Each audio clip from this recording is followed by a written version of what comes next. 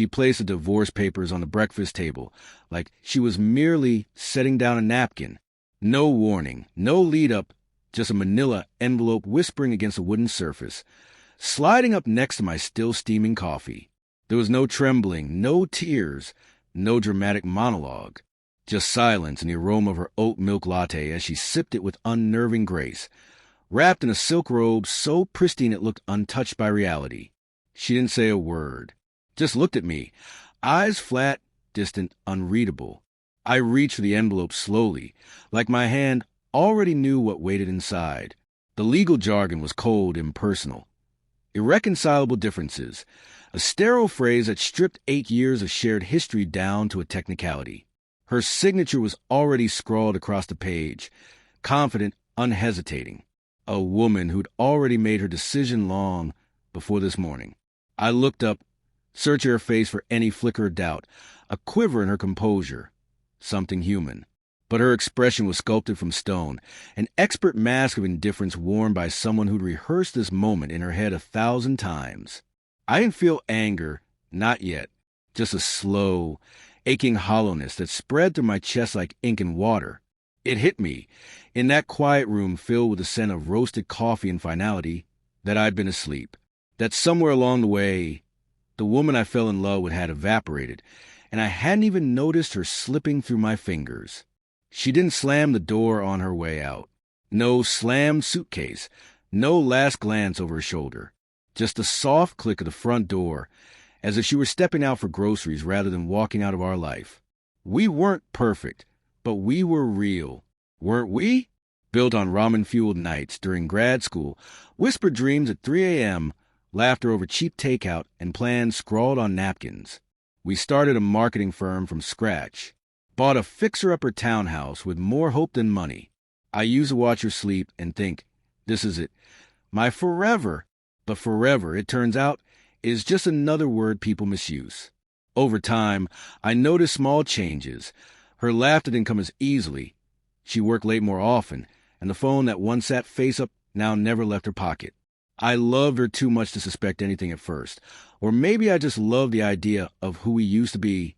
So I made excuses, clung to routine, ignored the growing distance. The first crack came on a Tuesday that should have been like any other. I always came home early on Tuesdays. That day, the house was too quiet. Her phone, normally locked and guarded, sat unattended on the kitchen counter. Something in me shifted. Suspicion, louder than reason, urged me to pick it up. I did. A message lit up the screen. Last night was worth it, red heart. No name. No context. Just those 6 words and a red heart that burned hotter than any fire I'd ever felt. I didn't confront her. Not that night. When she came home, she kissed me like nothing had happened, and I kissed her back like I wasn't dying inside. That was the night something in me hardened. I stopped being her husband. I became a strategist. In silence, I investigated. I synced her emails to an old tablet, traced her call logs, followed the breadcrumbs she thought she'd hidden so well. Dinners disguised as client meetings.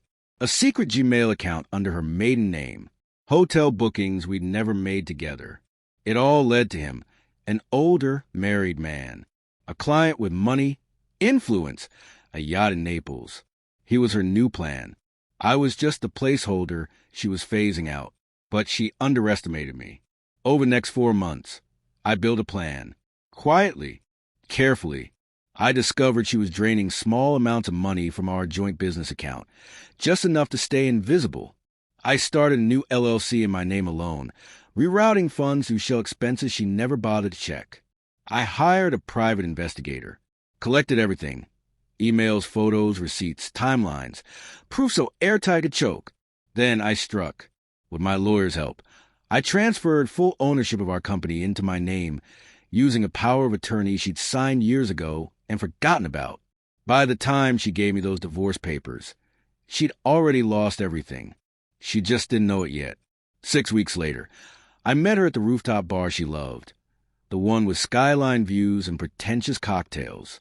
She wore red, like she always did when she wanted to feel powerful. I wore black, clean lines, composed. She thought we were meeting to settle things amicably. I slid a thick dossier across the table. It landed with a satisfying weight. She reached for her wine, but her hand hesitated midair, shaking. Finally, "I know everything," I said, my voice low, steady. Her eyes widened slightly, but she didn't speak. I continued, "Asterisk, I keep the business, the house, the assets. You walk away with nothing. Or I send this file to his wife, our clients, your parents. Your call, asterisk." She tried to laugh, one of those brittle, forced chuckles I used to find endearing, but there was no warmth left in her. She nodded just once.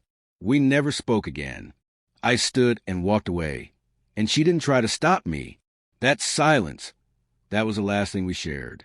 She vanished soon after, deleted all her social media, quit the firm, moved away, maybe to another city, maybe another country.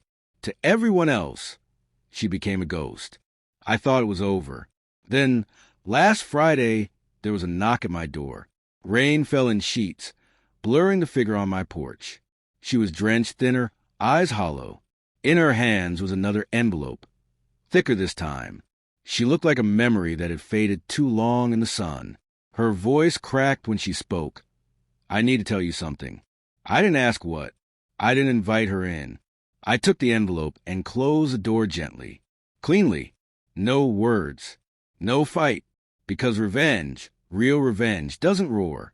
It waits, watches, lets the guilty build their own ruin, brick by brick, match by match. She betrayed me. I didn't destroy her. I simply refused to save her from herself. She took my trust. I took everything else. And when she finally came back for closure or redemption or just some echo of the life we used to share, I gave her exactly what she gave me: a door and silence.